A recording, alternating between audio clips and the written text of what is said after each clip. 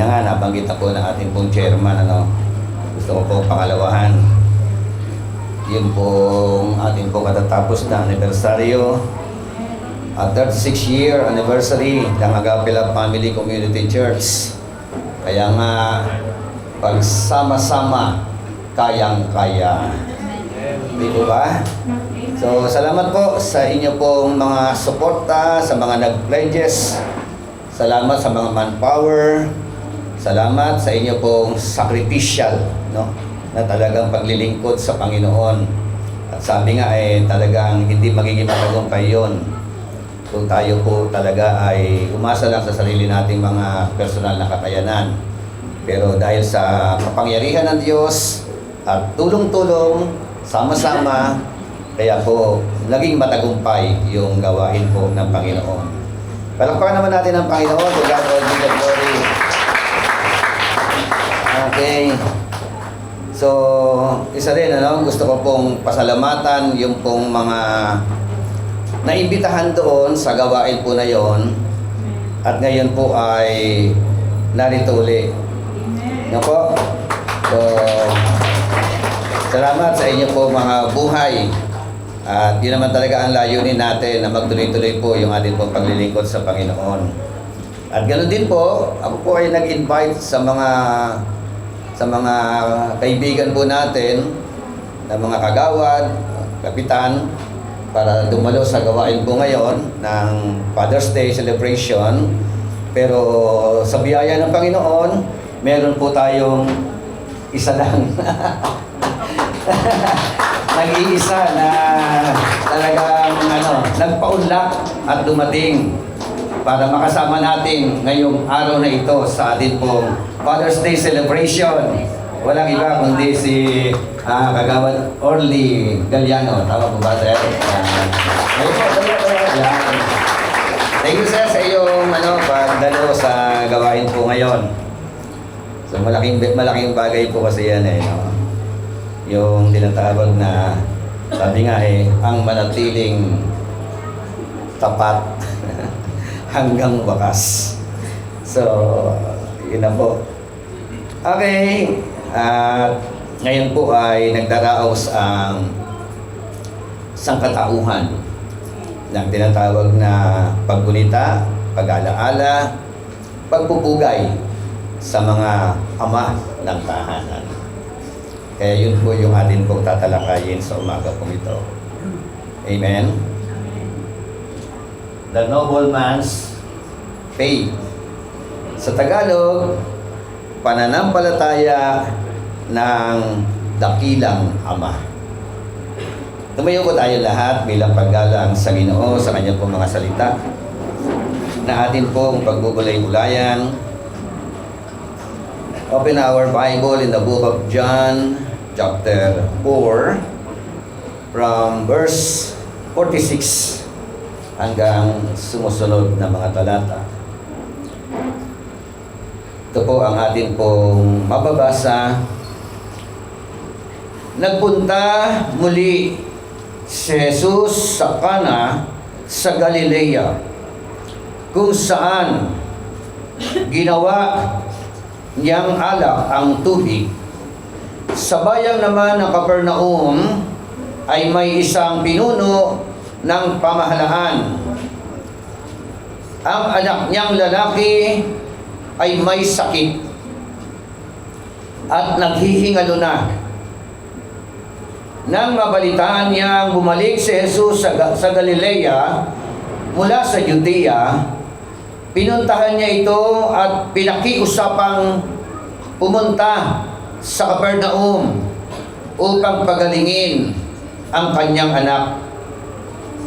Sinabi sa kanya ni Jesus, hanggat hindi kayo nakakakita ng mga himala at mga kababalaghan, kailanman ay hindi kayo sasampalataya.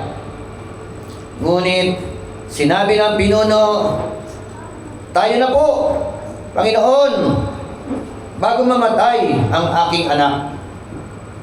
Sumagot si Jesus, umuwi ka na, hindi mamamatay ang iyong anak. Naniwala ang lalaki sa sinabi ni Jesus at umuwi na nga siya. Sa daan pa lamang ay sinalubong na siya ng kanyang mga alipin at sinabing, gumaling na ang kanyang anak. Tinanong niya ang mga iyon, anong oras nang bumuti ang kanyang kalagayan? Alauna po ng hapon nang siya'y mawalan ng lagnat. Tugon nila, naalala ng ama na noong oras na iyon, sinabi sa kanya ni Jesus, hindi mamamatay ang iyong anak. Kaya't siya at ang kanyang buong sambahayan ay sumampalataya kay Jesus. Ito ang pangalawang himalang ginawa ni Jesus sa Galilea pagkagaling mula sa Judea. Purihin ka, aming Diyos na dakila. Salamat po, Panginoon, sa mga salita mo na amin pong tinunghayan, na amin pong binasa. Hayaan mo po, Santong Espiritu, habang binabaybay po namin ang iyong mga salita, habang inaaral namin ang iyong mga salita, ikaw po ang siyang gumalaw na makapangyarihan sa amin pong kalagitnaan. Salamat po, Panginoon, sa selebrasyon na ito. Selebrasyon ng pagbubugay, pagkilala, pagpapakita ng pagmamahal para sa mga ama ng tahanan. Salamat po, Panginoon, sa bawat isa na iyo pong kakatagpuin sa araw po na ito. At aming panalangin, aking panalangin o Diyos, gamitin mo po ang iyong abang lingkod bilang daluyan ng iyong mga salita at sa iyo pong mapagpalang kamay, Panginoon.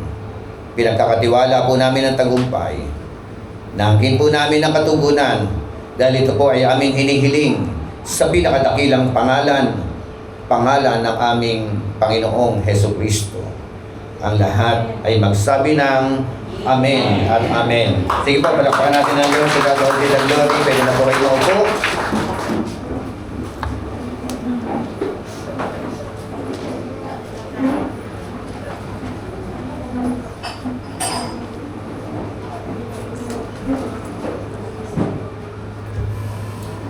Pananampalataya ng dakilang Ama. Madalas po atin pong nababanggit o naririnig ninyo, natitiis ng mga anak, may mga anak, hindi naman lahat, kayang tiisin ang kanilang mga magulang.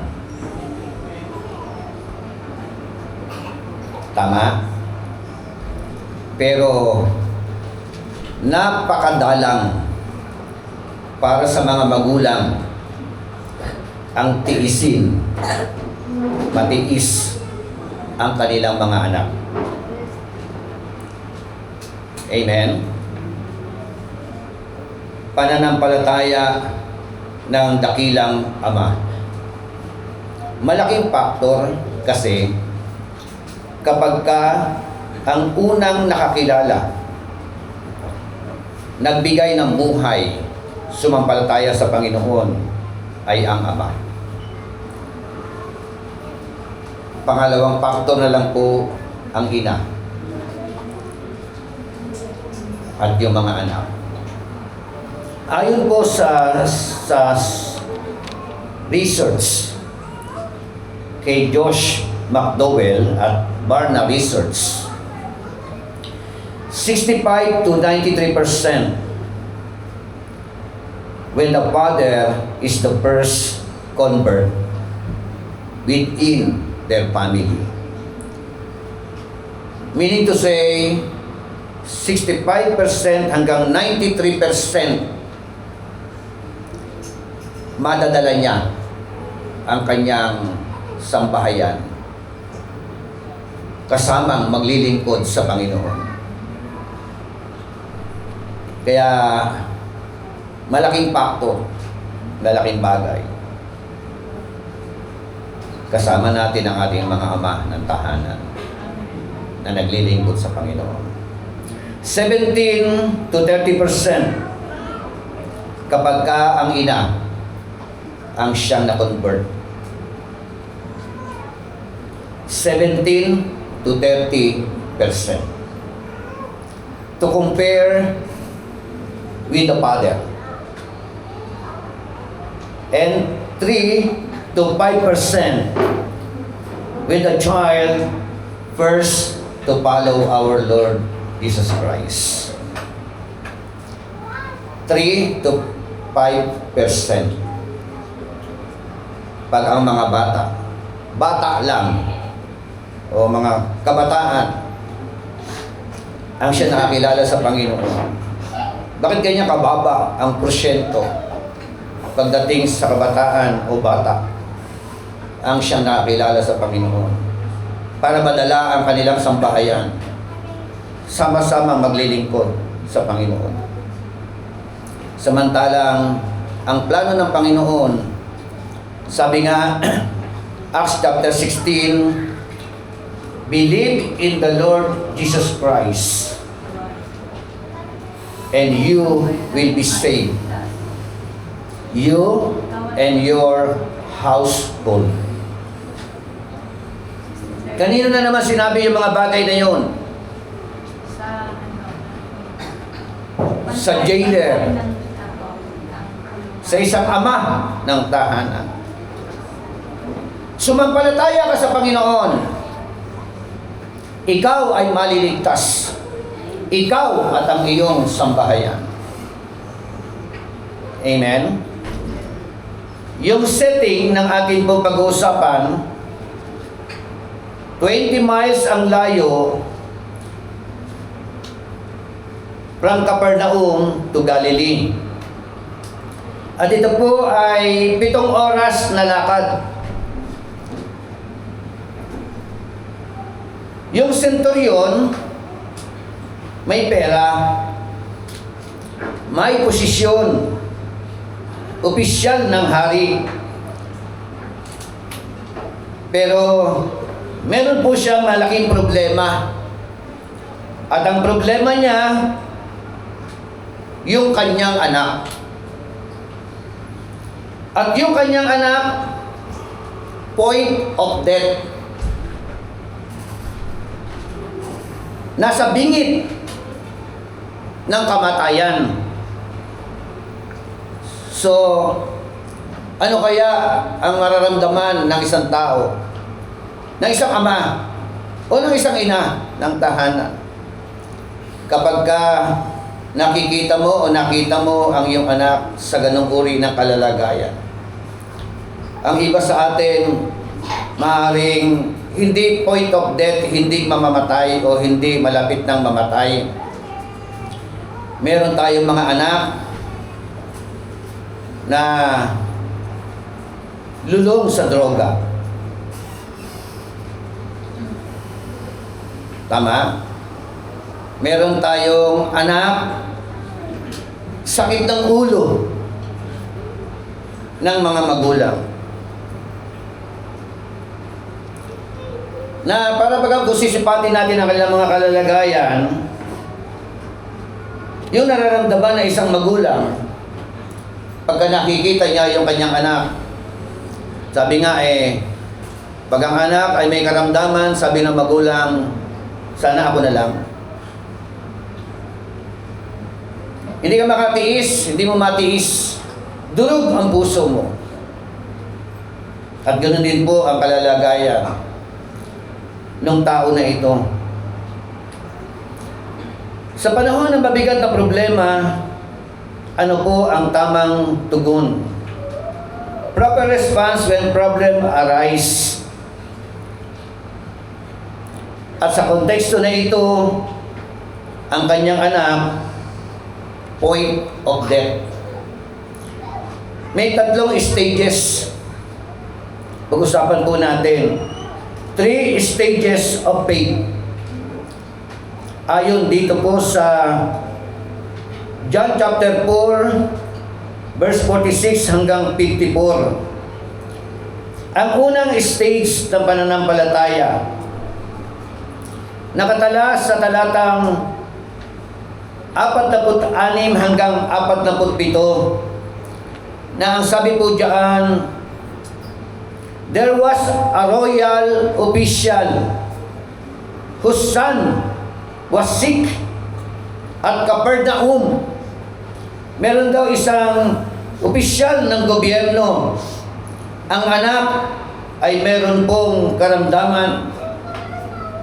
Nandoon sa malayong lugar ng Capernaum. Tingnan natin ang senaryo. Sa verse 47, when the royal official heard that Jesus had come out of Judea into Galilee, he went to him, imploring to come down and heal his son, for he was at the point of death. Kilaro na, hindi pala may sakit lang. Malapit nang mamatay. Yung anak nasa Capernaum. Si Kristo nasa Galilea. Anong ginawa niya? Di ba ang common? Pupuntahan mo ang anak mo.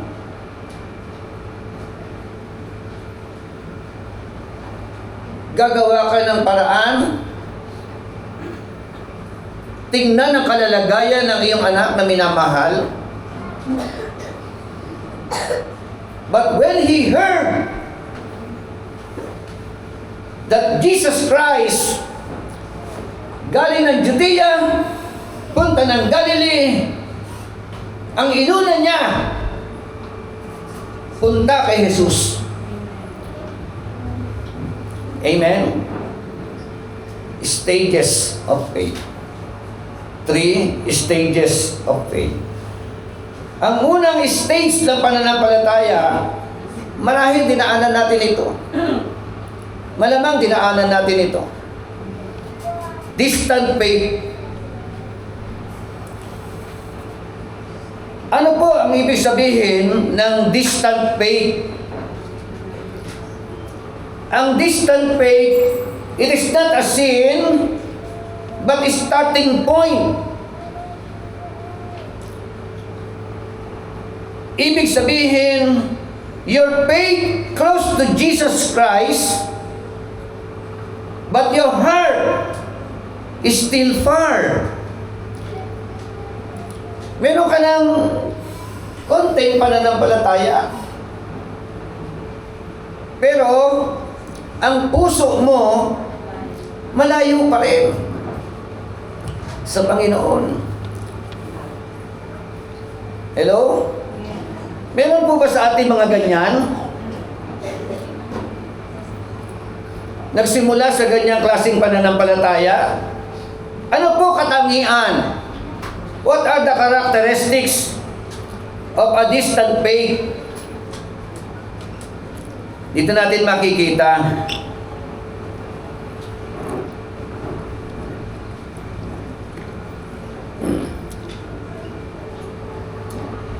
He came only because his son was sick. Amen? Distant faith. Kaya lang naman siya nagpunta doon eh. May pangangailangan. Amen? That is distant faith. Yun ang first stage. Kaya ka nagsimba ng dahilan.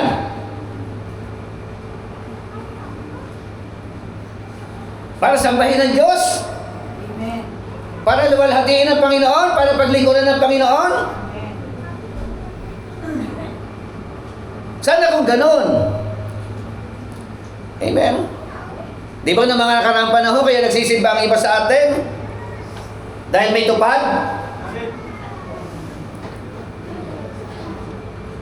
Are you with me? Dahil may AX?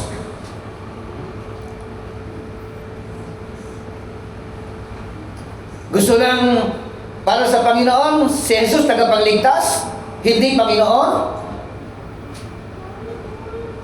Kapag ganoon ang ating mentalidad, nasa hanay pa lang tayo ng unang status. The first stage of faith. Sabi ko nga uli, it is not a sin, but a starting point. Are you with me? Magsisimula tayo lahat sa ganyan. Tama? Tinanggap si Jesus bilang tagapagligtas lang. Pero ayaw niya tanggapin si Jesus bilang Panginoon. Isang aspeto lang. Pag sakripisyo na, ayaw na. Are you with me? He came only because his son was sick. Sabi niya, Lord, if you heal my son, I will serve you. Ano? Panginoon, pagalingin mo ang aking anak. Maglilingkod ako sa iyo. Tama naman di ba? Ang tanong, pag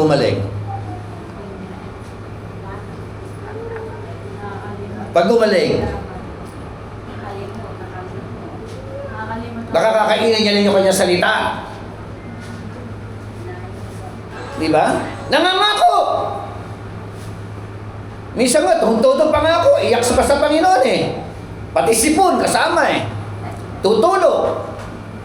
Bunsod ng pangako, kasi na-bless. Pero, pagdating ng realidad,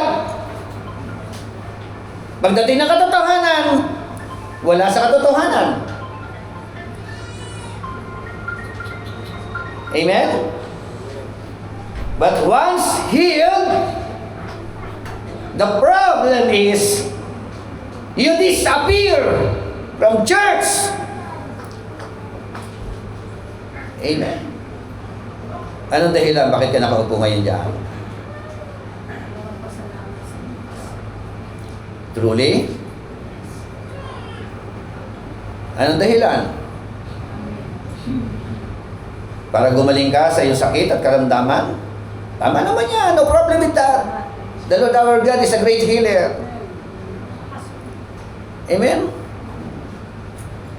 Pero, dapat meron tayong tinatawag na sinseridad talaga.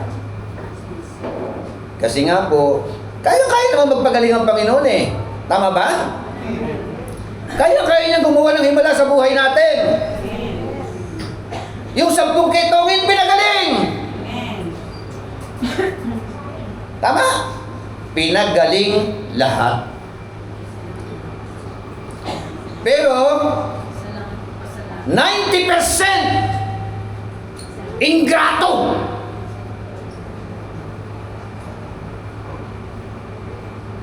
Tama?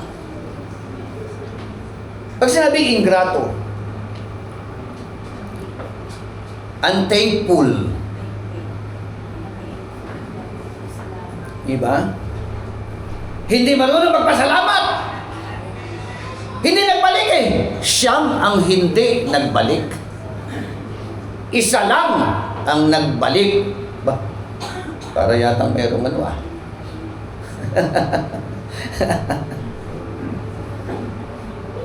merong connection sa 10 Hindi na yan, Katulad po ng bata, like a son who only comes to his father because of money, because of cellphone, because of pakinabang. Tingnan niyo yung relationship ng mga father and son natin. Yung tatay, gusto niya lalapit ang anak niya. Yung puso sa puso. Ang problema ngayon, lumalapit lang ang bata kay tatay for money. Pati relationship distant. Amen? Lumalapit ang bata kay nanay, kay tatay because of cellphone.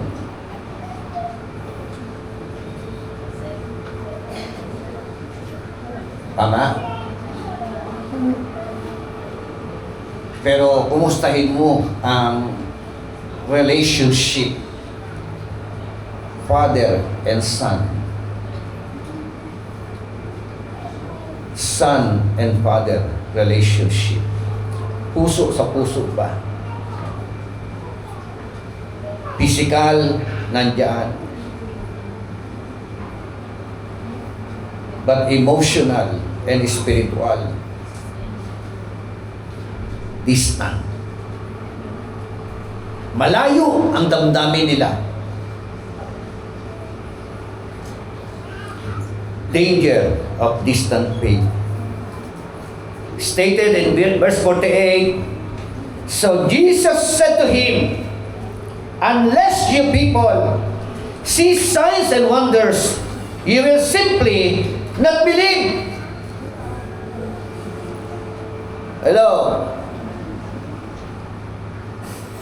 Nirebuke eh. Kaya ka lang nandito eh. Dahil may sakit ang anak mo. Kaya sabi niya, unless kayong mga tao, pag hindi nakakita ng mga miracles, signs and wonders, hindi kayo naniniwala. Tama ba? Very common. So, ano po yung mga tao na ito? Ang distant faith, madaling ma-burn out. Hello? Madaling maburyong. Tama? Mainitin ang ulo.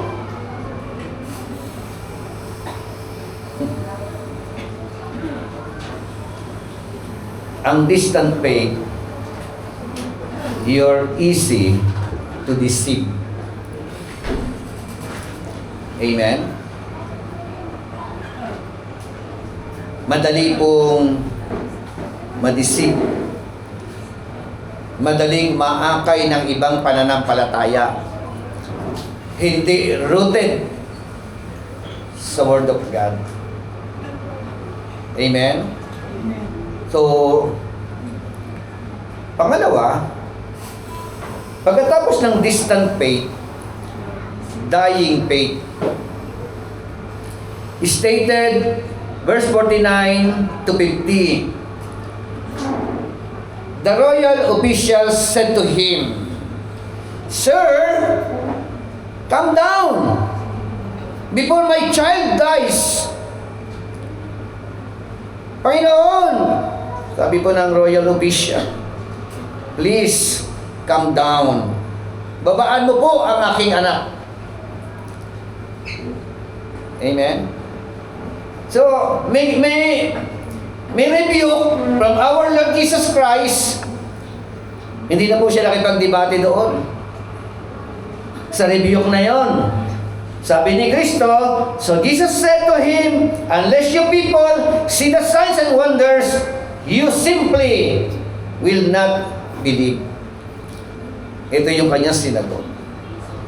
The royal official said to him, Panginoon, babaan niyo naman po yung aking anak bago mamatay. Amen?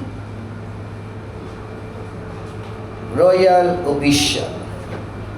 Alam niyo po, in reality,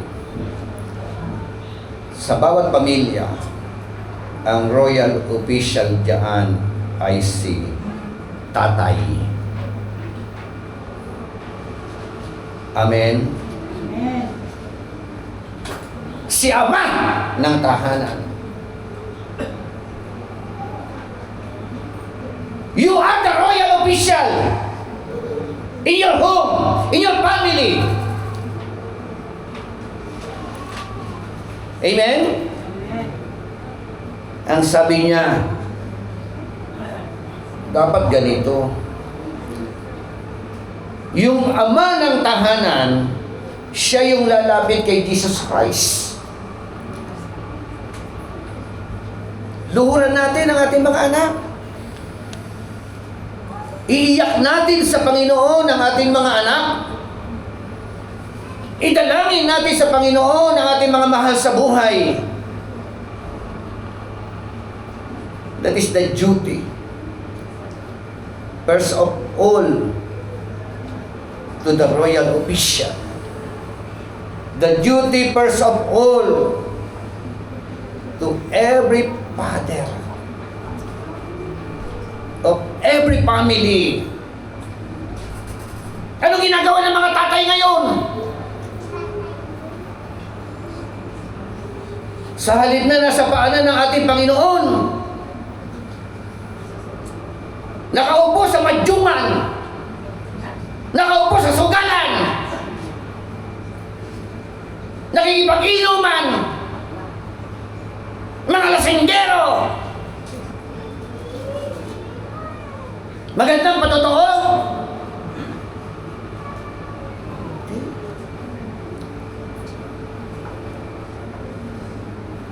Hindi po yan magandang patotoo.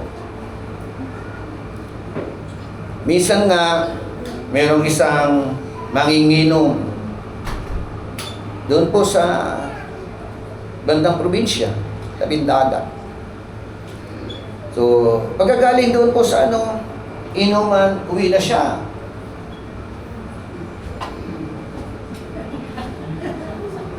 Hindi niya alam, yung anak niya, hindi niya alam, sinundo na siya. Eh dahil lakad siya ng gano'n. Yung bawat yapak niya, ginagaya ng bata.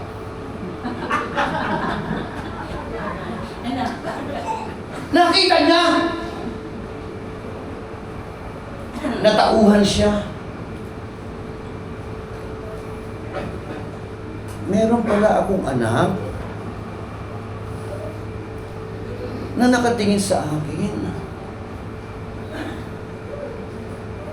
Meron pala akong anak na nakasubaybay sa buhay ko. Nakatingin sa akin kung paano ko lumaban bilang lasinggero.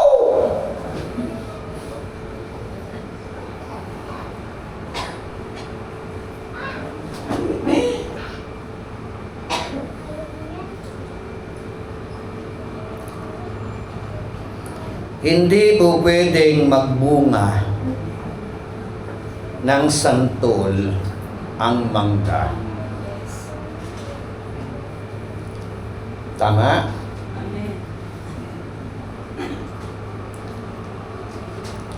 Minsan lamang tayo mabubuhay sa mundo na ito. Maikli ang buhay natin. Hindi natin alam kung kailan tayo kukunin ng Panginoon. Kaya ang hamon sa atin, hanggat buhay ka,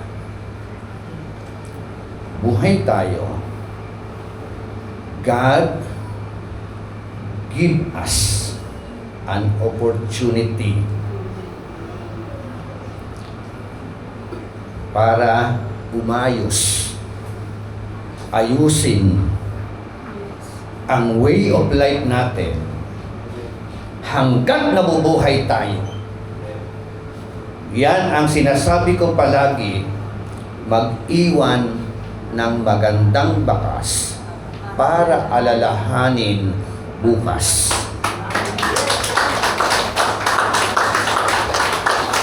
Alain mo yun. Nakamasid pala ang anak mo. Anong implikasyon? Pag hindi siya tumigil, pagdating ng panahon, yung way of life niya, way of life ng bata. Amen? Amen. Kaya sabihin mo sa katabi mo, ayos ka na ba?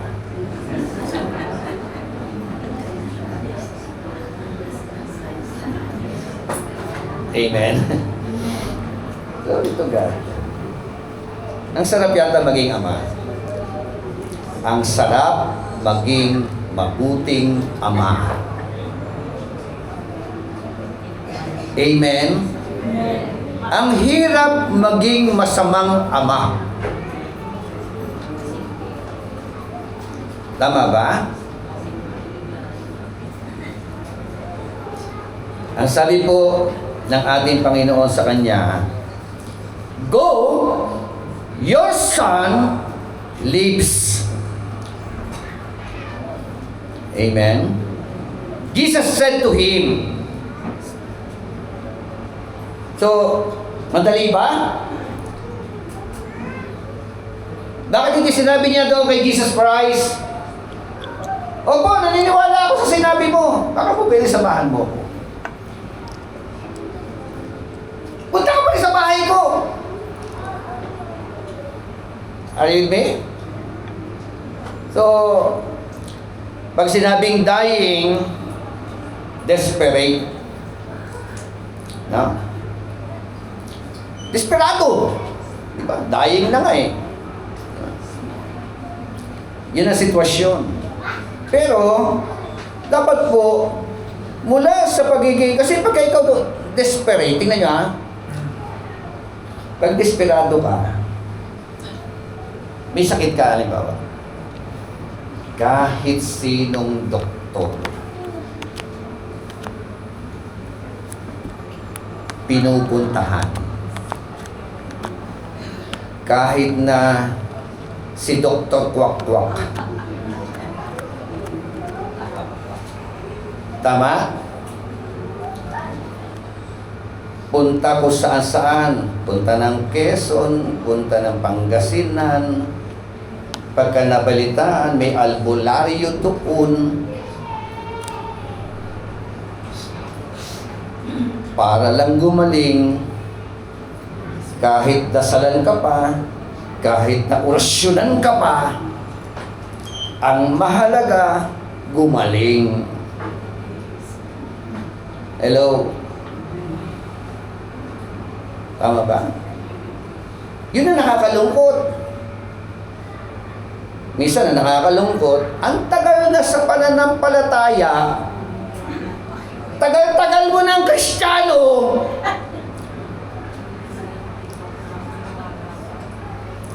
nung magkasakit, sasabihin ng kapitbahay, nakulam ka, paalbularyo ka. Hello? May isa pa nga na narinig ko, sumakitan dyan, lawayan kita.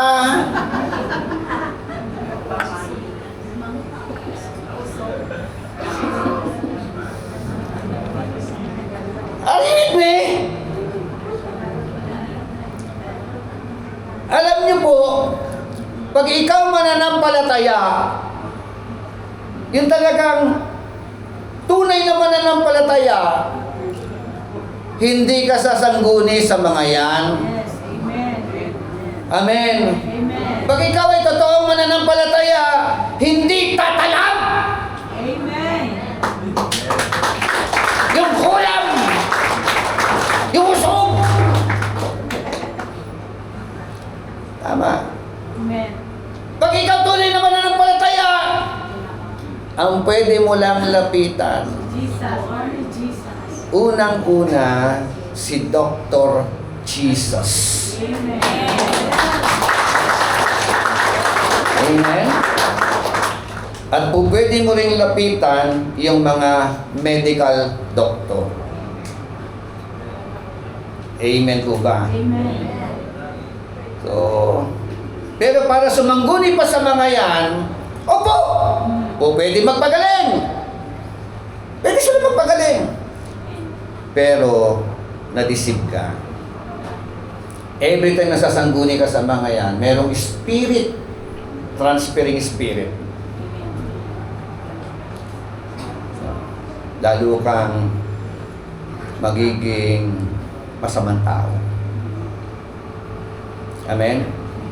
Kung ikaw ay mananampalataya, sabi ng Bible, greater is He that He is in us than He that is in the world. Amen? Mas makapangyarihan ang Diyos na sumasa atin kaysa anumang kapangyarihan meron ang mundo na ito. Amen po ba? Palakpakan natin ang Lord. Lord. Hindi mo sa akin yun, hindi ka talaban. Kung nananampalataya ka. Pero pagka gigewang-gewang ang faith mo, tatalab. Kapag kagigewang-gewang ang faith mo. Kasi ayon sa iyong paniniwala eh. Amen. Isang review kami yan. Nung araw nga, di ba, pagka maglalakad tayo, tabi-tabi po.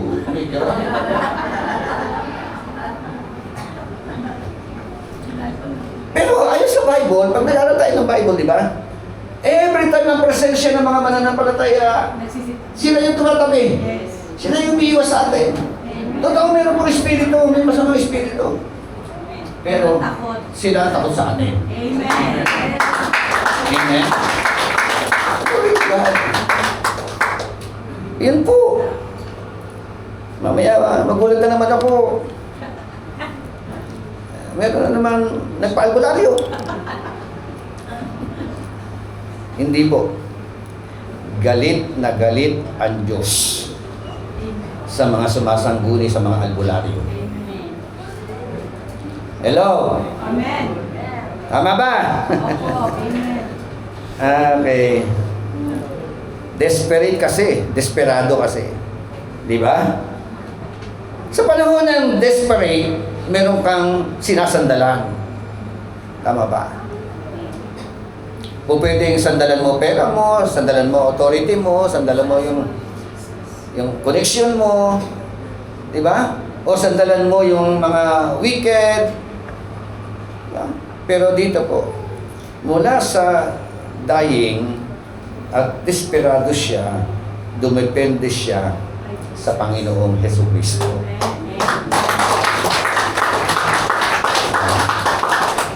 Hindi nakaranas ng gano'n, yung anak niya point of death. Diba? So, yan, patotoo, diba? But by the grace of the living God, gumalaw ang Diyos.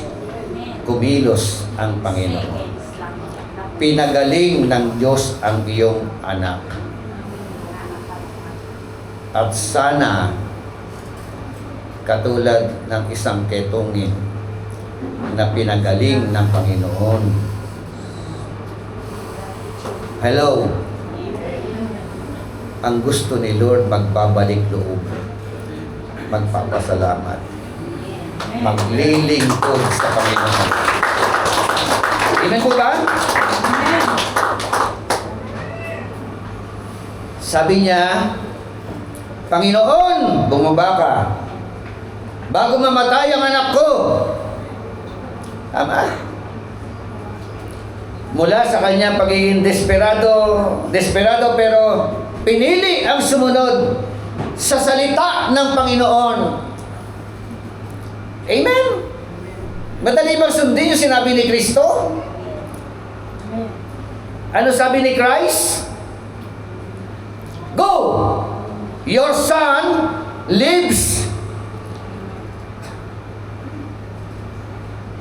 Kaya, pananampalataya po yan. Umuwi ka na! Buhay ang anak mo. Diba? Pag hindi po iiral ang pananampalataya at duda, diba? Hindi siya nangatwiran eh. Tama ba? Go, your son lives. Sabi po noon, the man believed the word Jesus spoke to him. Amen. The man believed what the Lord Jesus Christ spoke to him. Amen. Sino pa yung naniniwala Amen. na kayang-kayang gumawa ng himala ang Panginoon sa inyong Amen. Amen? Pwede kang maniwala eh. Pwede kang manampalataya. Sinasabi ng Bible. Pero ang kasunod doon, after the man believed, ang kasunod po, and started off. Faith with action. Maraming faith without action.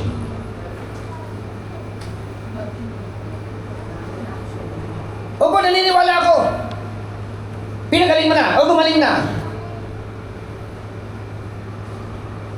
Totoo ba yan, Lord? Paano ko malalaman?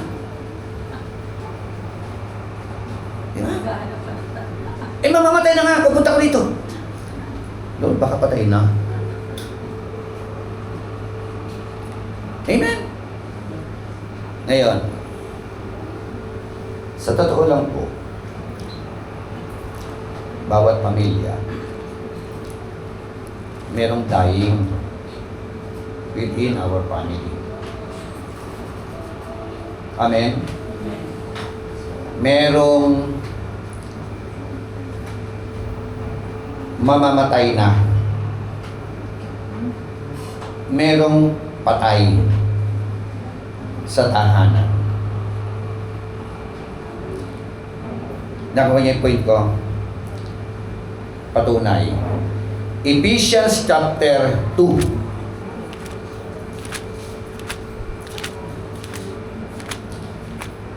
Ang sabi po dito, from verse 1, noong unay patay kayo dahil sa inyong mga pagsuway at mga pagsalansang, mga kasalanan. Sinusunod ninyo noon ang masamang takbo ng mundong ito at napailalim kayo sa pinuno ng mga kapangyarihan sa himpapawid, sa espiritong naghahari sa mga taong ayaw pasakop sa Diyos. Ang totoo, tayong lahat ay dati ring namuhay ayon sa nanasa ng ating laman, sumusunod sa mga hilig ng katawan at pag-iisip, kaya't sa ating likas na kalagayan, kabilang tayo sa mga taong kinapupuotan ng Diyos. Ang royal official may problema. May anak, point of death. Amen. Ang bawat pamilya may problema. Amen. Kung pwedeng anak, pwedeng asawa, mahal sa buhay, point of death. Hello. Sabi ng Bible, dati patay kayo. Amen. Bakit patay? Dahil sa mga pagsuway at mga pagsalangsang. Merong ganyan sa inyong bahay. Hello? Amen. Merong ganyan sa inyong tahanan. Bawat tao na wala kay Jesus, wala sa Panginoong Hesukristo, ang tingin ng Diyos, patay dahil sa pagsalangsang, dahil sa kasalanan. At dahil doon, ang Diyos napupuot sa kanila. Bilang royal official,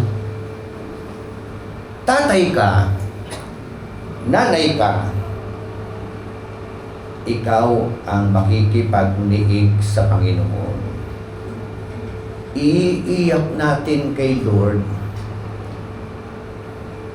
ang ating mga mahal sa buhay, point of death. Hello? Si Jesus ang kailangan nila. Amen. Si Jesus ang kailangan ng sangkatauhan para maging masaya ka bilang magulang, maging masaya ang miyembro ng pamilya mo, relasyon bilang mag-asawa, anak sa magulang, kailangan maghari si Jesucristo. Una sa buhay ng royal official, pangalawa sa kanyang anak. Amen po ba? Amen. Kaya hinahamon ko po yung mga royal official ngayon. Tatay, ama ng tahanan, ikaw ang unang-una na dapat maging malalim sa pagkakilala sa Panginoon. Ayon kay Barna Research, 65 to 93% pag ang father, pag ang tatay ang siyang una nakakilala kay Lord, buong sambahayan.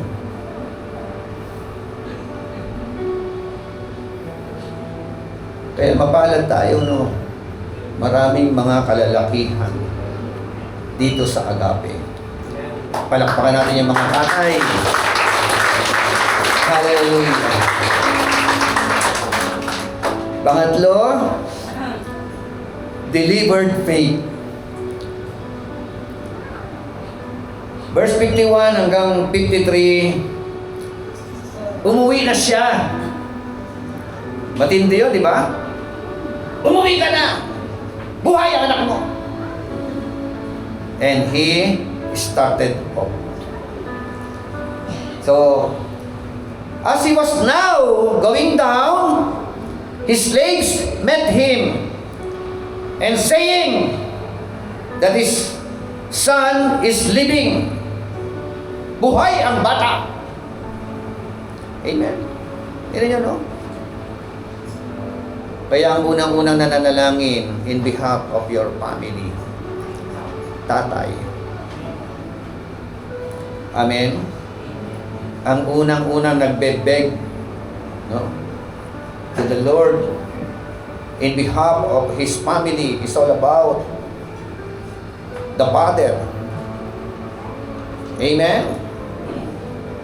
So, sabi roon, pag uwi niya, nakasalubong niya yung kanyang alipin.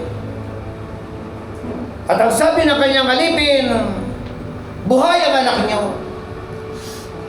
Nagulat siya. Kasi ang inaasahan niya pag uwi niya, meron ng ilaw. Maliwanag na ang bahay.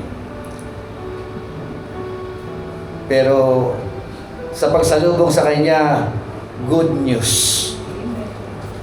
Amen po ba? Amen. Di ba mabuting balita yan? Napakabuting balita po yan. Yung anak mo dating patay, nabuhay. Diyos. Yung anak mo dating drug addict, ngayon Jesus is Lord na. Dati, drug lord ang kanyang Lord. Amen po ba? Amen. Patay dati, nabuhay. Good news. Amen. At sino po ang unang magiging masaya? Ang unang nagiging masaya kapag ka ang kanilang mga anak ay napapagpala magulang. Ang unang-unang nadudurog ang puso kapag ka ang kanilang mga anak o anak ay nawawasak ang buhay, magulang. Amen. Kaya kayo mga anak, ilang beses na ba nadurog ang puso ng inyong mga magulang dahil sa inyong kalapastanganan?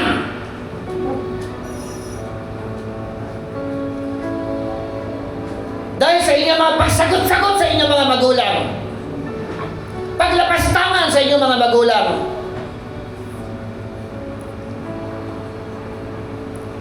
pagdurog sa puso. Makita ka lang na naghihirap ng iyong magulang, durog na ang puso. Makita nila nasisipahayo ang buhay mo. Sila ang unang-unang nahihirapan.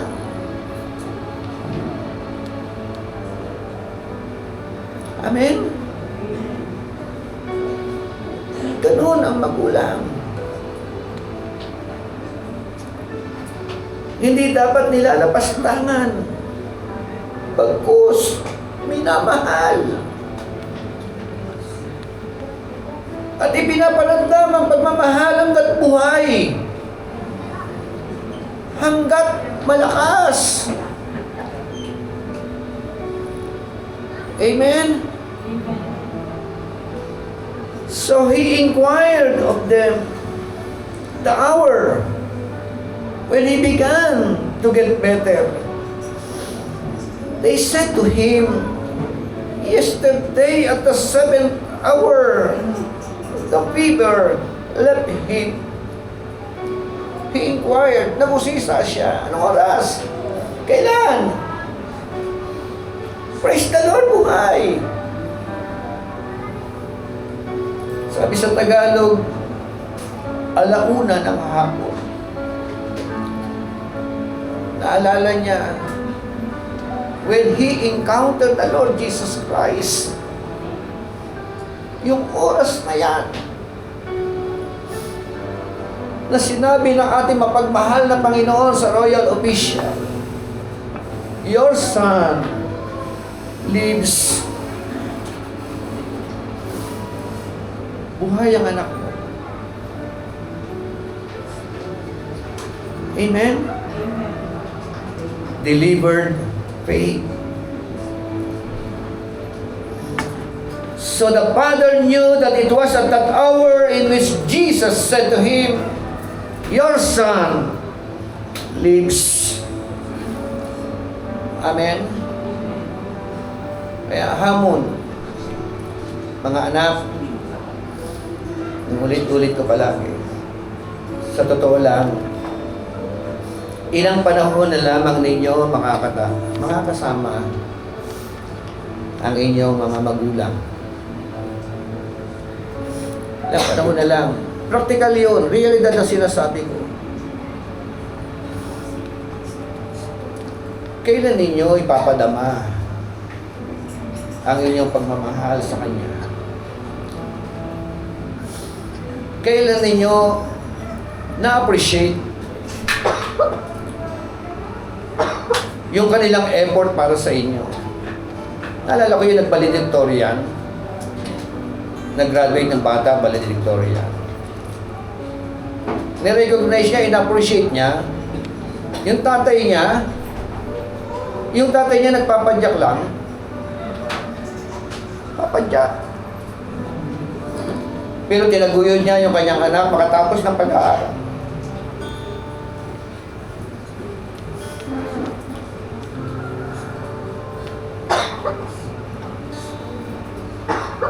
Minsan po, may isang bata, dinukot yung mansanas doon sa basket ng isang matanda. Tapos umuwi siya ng bahay. Pagdating sa bahay, dala-dala ang mansanas. Sabi sa tatay, "Tay, may mansanas ako." Ang galing. Kinuha ko po doon sa basket ng matanda. Hindi niya nalaman, tay. Sabi ng tatay, "Anak, Masama yan ginawa mo. Hindi tama yan. Masama po ba yan? Sabi po ng bata. Sabi po ulit ng bata, di ba tay? Nung nakaraang araw, yung manok ng kapitbahay kinuha mo, niluto mo.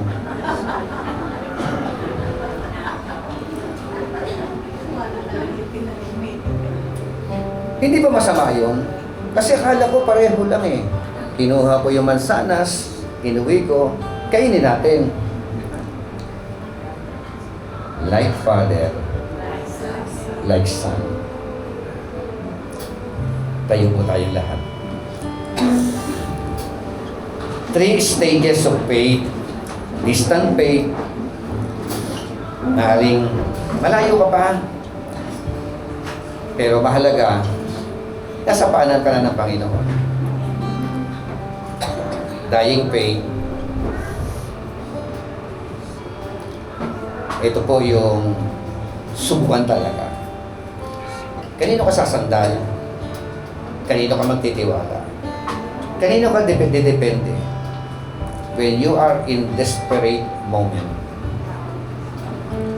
Pag dumepende ka kay Lord, ang kasunod po nito, delivered faith.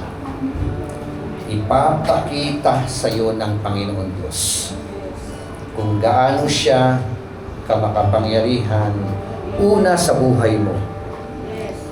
Pangalawa, sa buhay ng iyong mga mahal sa buhay. Amen? At ang sabi po ng talatang 53,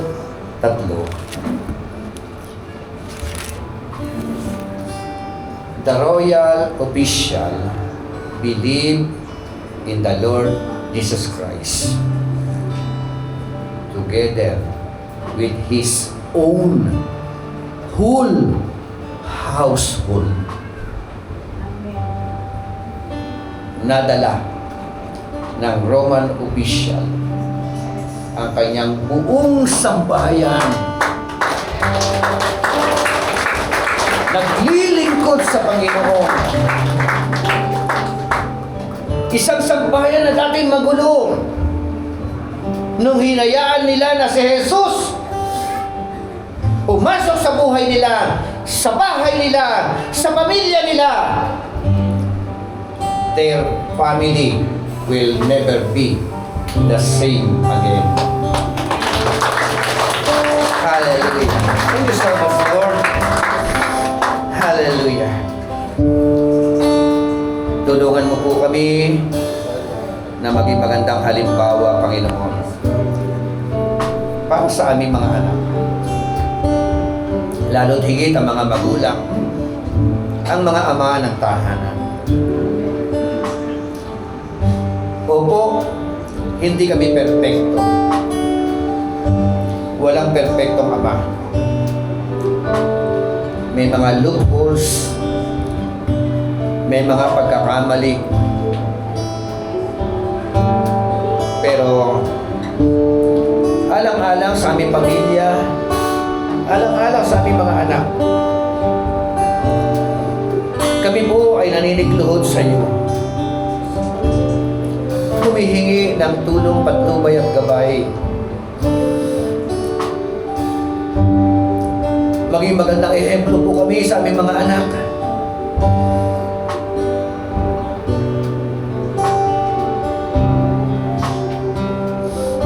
Hanggat buhay po kami, malakas kami. Kung meron man po kami mga pagkakamali before, Lord, tulungan mo po kami lahat. Babago ang lifestyle namin, way of life namin, buhay namin. Alang-alang sa aming pong mga anak. Tulungan mo po kami, Panginoon, na mapahalagahan ang aming pong integridad.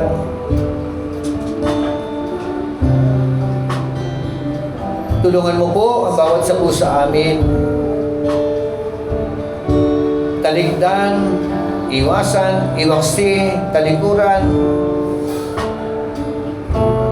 ang mga immoral na mga bagay na mga gawain.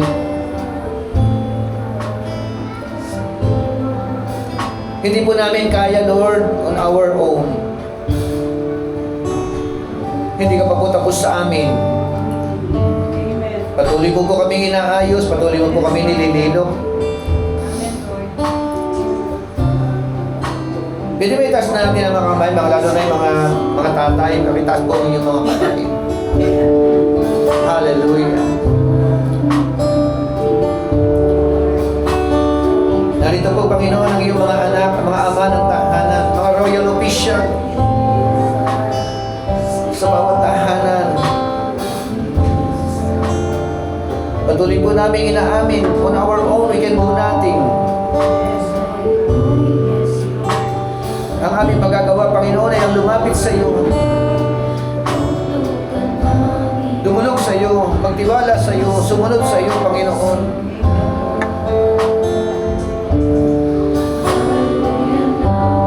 Namamagitan po kami in behalf, Lord, of our family, every members of our family. Yes, Lord. Pinanghahawakan po namin, Panginoon, ang iyong mga salita. Believe! Believe in the Lord Jesus Christ! And you will be saved! You and your household! Minsan pa, Panginoon, itinatalaga po namin sa iyo ang aming mga anak, ang aming mga apo, kaapo-apuhan, ang aming lahi, Panginoon. Idaloy mo po sa kanila ang hawa mo, ang grasya mo, Panginoon. Hallelujah. Yes.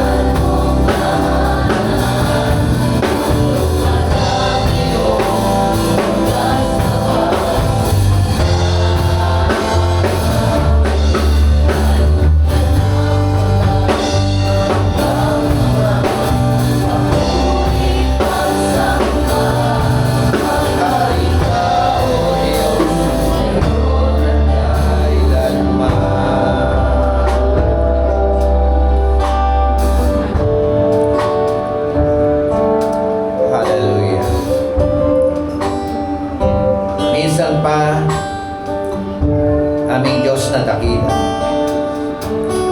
Itinataas namin sa trono ng iyong biyaya ang mga magigiting na ama ng tahanan. Hayaan mo po, Panginoon, ang bawat ama ng tahanan, lalo-lalo na sa Agape ng Family Community Church, ay magsilbing buhay na patotoo. Maranasan namin ang himala galing sa iyo. Ikaw ang pumatagpo sa bawat isa po sa amin. At ganun din,